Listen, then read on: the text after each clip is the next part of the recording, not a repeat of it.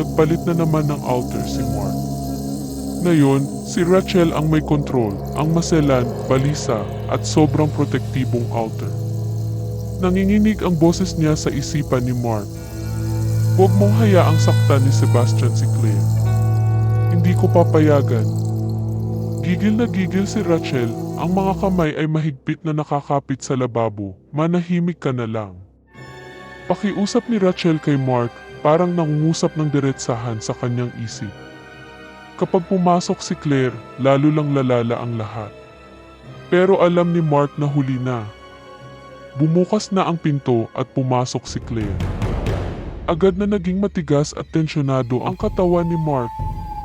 Ang mga daliri ni Rachel ay nanginginig, nag-aagawan ang mga altar sa kontrol ng katawan nila, Mark.